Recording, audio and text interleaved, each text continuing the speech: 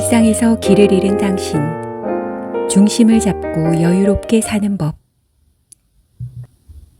일상의 여유를 찾는다는 것. 자신의 일상에 매우 만족하며 사는 사람은 몇이나 될까? 내게 주어진 대로, 누가 시키는 대로 해야만 한다는 고정관념 속에 살다 보니 어느 날 문득 온전한 나로 살아보고 싶다는 생각이 들었다. 남들이 하는 조언은 내게 딱 들어맞는 솔루션이 아니다. 답은 내 안에 있다. 내 안에 실타래처럼 얽혀있는 해답을 살살 풀어내어 일목요연하게 정리해보자. 나는 어떤 사람인지, 필요한 것은 무엇인지, 내게 중요한 것은 무엇인지 하나씩 풀어내다 보면 일상을 아름답게 다듬어 갈 수 있는 새로운 길이 보일 것이다. 내 일상을 내가 아름답게 디자인하는 삶을 상상해 본다. 나를 돌아보는 방법은 여러 가지가 있다. 독서나 글쓰기, 나에게 맞는 강연 듣기와 실제로 적용하는 연습, 무엇이든 좋다. 그 과정에서 내가 좋아하는 것과 중요하게 여기는 가치를 단어나 문장으로 정의하는 연습을 통해 나를 더 잘 이해할 수 있다. 수많은 가치의 항아리를 모두 채우는 것은 불가능하다. 가장 중요한 가치 항아리를 먼저 채우자. 아무리 채워도 채워지지 않는다면 항아리를 살펴야 한다. 밑빠진 독은 가득 차지 않는다. 잠시 멈추고 여기저기 살피며 나의 에너지는 어디서 새고 있는지 찾아본다. 틈을 메우고 나서야 비로소 수위가 오르기 시작하는 것이다. 중요한 가치와 의미를 가진 항아리를 채우는 데 에너지를 집중할 필요가 있다. 그 과정을 통해 내 삶이 풍요로워지고 여유도 생길 수 있다. 첫째, 더하기보다 빼기가 먼저다. 단순하게 살아라. 현대인은 쓸데없는 절차와 일 때문에 얼마나 복잡한 삶을 살아가는가. 타인의 잣대로 생각하고 판단하는 사람이 있다. 이렇게 해도 괜찮을까? 남들이 뭐라고 생각할까? 이런 경우에 남들은 어떻게 할까? 이제는 이렇게 해보자. 이게 나에게 중요해. 이 중요한 일을 하기 위해 지금 무엇을 할 수 있을까? 그것을 하기 위해 지금 필요한 것은 뭘까? 그 과정에서 빼야 할 것은 과감하게 빼는 판단력과 실천하는 추진력을 발휘해보자. 주위의 도움이 필요할 땐 망설이지 않았으면 한다. 누군가의 요청에 기여하고 싶은 당신을 아끼는 사람도 생각보다 많다. 도자기를 빚기 전에 흙은 거칠고 질척한 덩어리에 불과하다. 특정한 모양도 없이 균형이 맞지 않는 울퉁불퉁한 흙에 지나지 않는다. 물레에 올려 돌리는 과정에서 매끄럽게 어떤 부분은 들어가게 또 다른 부분은 구부러지게 다듬는 과정을 거쳐 빼고 더하기를 반복하며 아름다운 곡선을 드러내는 작품으로 탄생한다. 우리의 일상도 현명하게 빼고 중요한 것을 더하는 과정을 반복하며 다듬어 나갈 때 여유롭고 아름다운 작품으로 변할 수 있다. 비워진 시간에 나에게 가장 중요하고 가치 있는 일을 먼저 넣고 일상생활을 해나가 보자. 스스로 가치 있는 일에 투자한 시간은 조금씩 생기를 불러온다. 또한 나에게 2배, 3배의 에너지를 주는 원천이 된다. 둘째, 나에게 중요한 일을 먼저 해라. 원하는 것을 얻기 위한 첫 번째 단계는 내가 무엇을 원하는지 결정하는 것이다. 우리는 해결해야 할 중요한 문제를 놓고 생각을 거듭하며 뒤로 미루는 경우가 많다. 물론 중요한 문제일수록 더 신중하게 결정해야 한다. 하지만 좋은 방법을 모색하는 건 일 처리를 미뤄두는 것과는 또 다른 문제임을 자각해야 한다. 생각을 오래 한다고 해서 일이 쉽게 해결되는 것이 아니다. 고민과 걱정이 지속될 뿐이다. 걱정한다고 걱정이 사라지면 걱정이 없겠네 라는 티벳 속담이 있다. 정작 중요한 일을 미뤄두고 걱정이 될 때까지 미뤄두지 말자.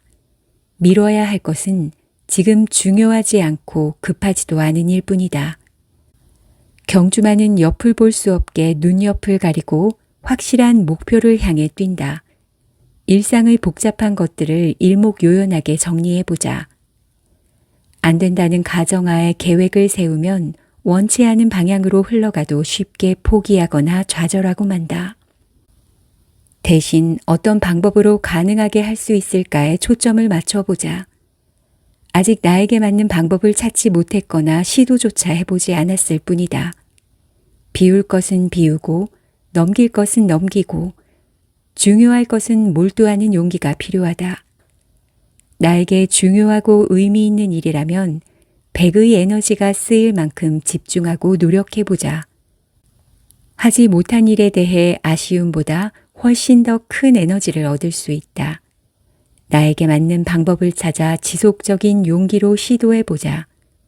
수많은 역할과 가업으로 힘들었던 마음의 무게가 가벼워진다.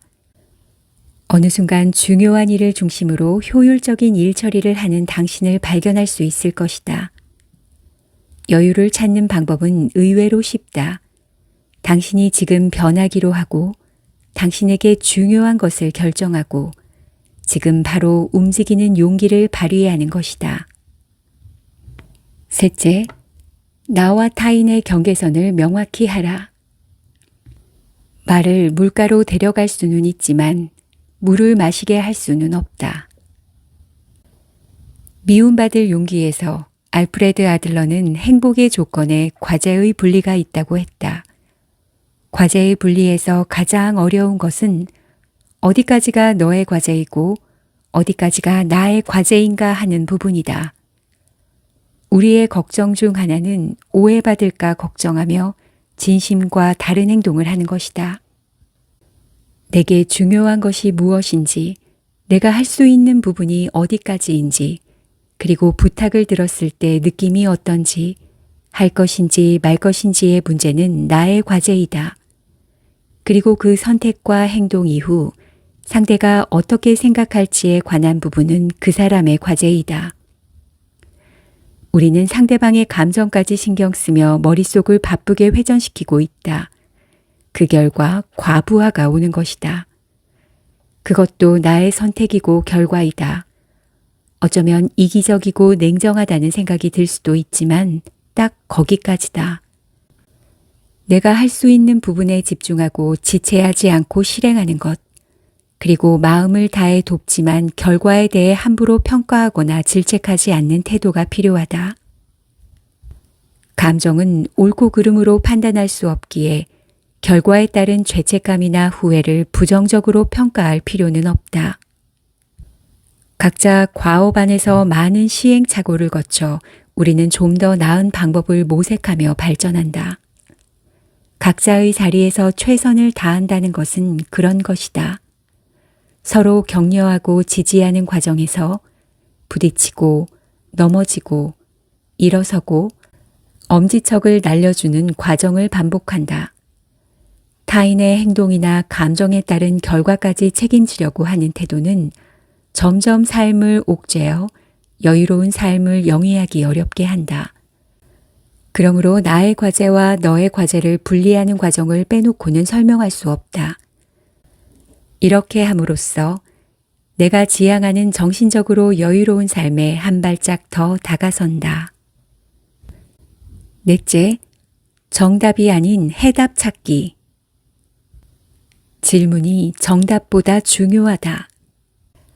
IBM의 설립자 토마스 왓슨은 답을 구하기 위해 적절한 질문을 할 수 있다면 절반 이상 이기고 시작하는 셈이다 라는 말로 질문의 중요성을 언급한 적이 있다.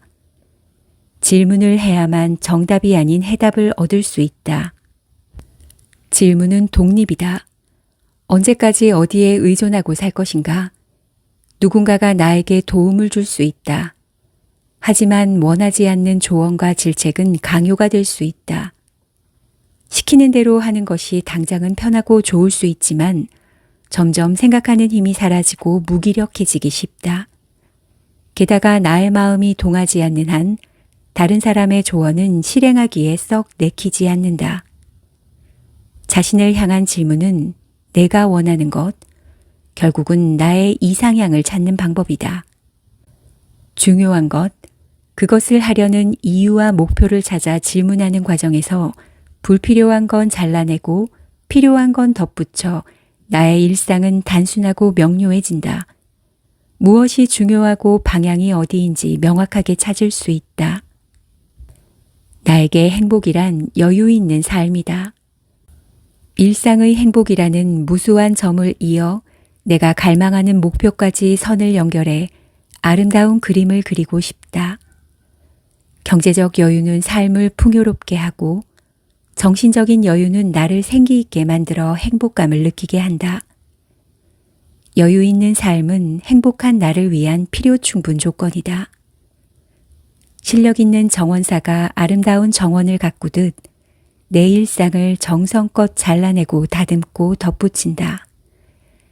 이제 편안한 의자에 앉아 행복한 일상의 여유를 즐겨본다.